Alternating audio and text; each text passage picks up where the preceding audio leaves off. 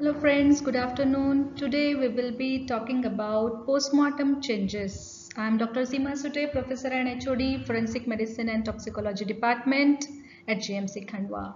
And in last class we had talked about death and the types, classification, definition and how to just brief overview of time since death and different changes after death we had just seen in last class. So the death, as to revise definition, total irreversible cessation of functions of major organs, and that is respiratory, circulatory and brain. Types of death, somatic and molecular. In somatic death, the term death as commonly employed means somatic death, and it is due to complete and irreversible cessation of vital function of brain followed by cessation of heart and lungs.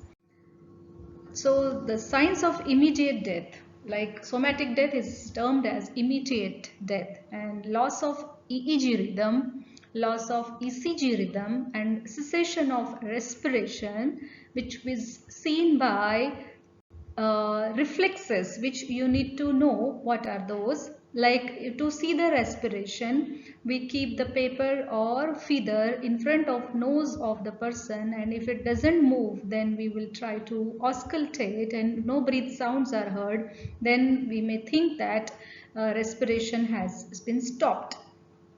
Further, to see whether the brain is functioning or not, we will record the EEG, and other reflexes we will try to take out, motor reflexes or other reflexes, to see whether the brain is functioning or not. The most important thing we usually do in routine casualty practice is loss of ECG rhythm. So for 5 minutes, if flat ECG is seen, then it is confirmed that the person is died, and the death is confirmed and it is declared that the person is dead. In case of molecular death, which occurs after somatic death until oxygen is available in the body. So when these individual tissues and cells die, it is termed as cellular or molecular death, and it is generally complete in 3 to 4 hours of somatic death. After this cells are died, what happens is there are some changes which we call early signs. Those are some changes in skin, some changes in eye, some like cooling of the body or rigor mortis or cadaveric spasm. These are some of the changes which are there in early part of death. And we can again this classified as early skin, eyes and postmortem hypostasis, cadaveric changes like primary relaxation, rigor mortis, secondary relaxation and cooling of body. And if you see late postmortem changes, that includes decomposition, which is also synonymous as putrefaction. There is one terminology, adipose sear formation or saponification, which is a modified form of decomposition. There is mummification, which is again modified form of decomposition, and later on skeletonization occurs. So these are some changes which we will be dealing in part 1, part 2 and part 3. So if you see changes in skin, there is loss of elasticity. The skin becomes pale and ash white in color. Tattoo marks not affected, and also antemortem wounds remain intact, and so you can tell how much time, what sort of weapon, what is the cause of death, etc. by looking at the antemortem wounds. Changes in the eyes, you can see by, first of all, you'll try to elicit the reflexes.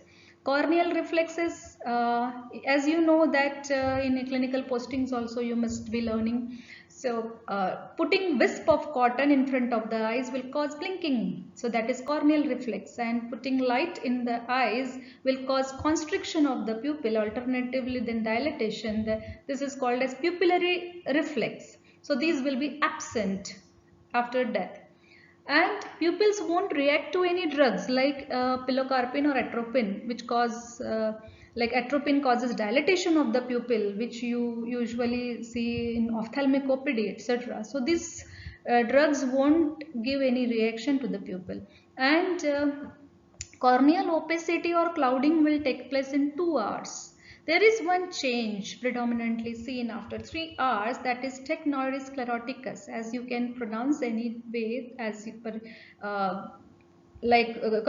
accent which is there. So tecnoides scleroticus is the reddish brown discoloration which is in triangular fashion on both sides of cornea, extending from lateral or medial, both sides, lateral angle of the eye to the corneal margin or medial angle of the eye to the corneal margin. You can see the triangular discoloration which is termed as tecnoides scleroticus.